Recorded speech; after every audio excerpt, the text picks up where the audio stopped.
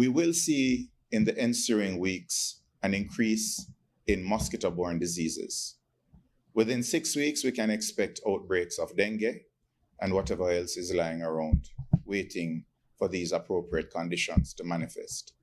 The public health inspectors, they need to be empowered immediately so that they can start their food safety checks.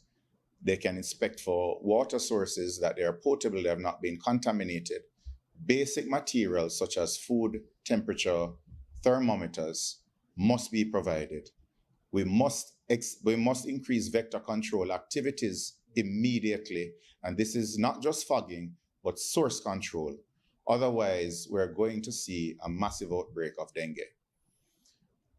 The gastroenteritis from the consumption of spoiled foods, already we hear reports of persons eating rotted or rotting carcasses.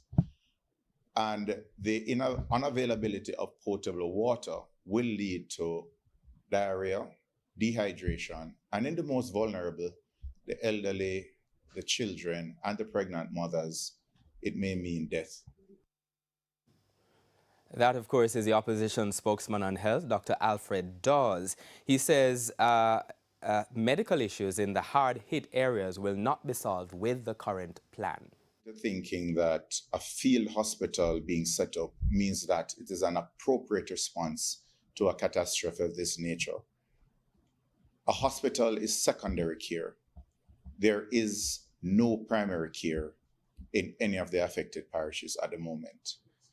This means that the clinics are closed. It means that diabetics, hypertensives, persons with heart disease, kidney disease, those who have a diabetic foot ulcer, they're not being treated. And it means that they're going to have exacerbations and complications of their diseases. And already we are seeing where those who have access to the hospitals have been flooding the hospitals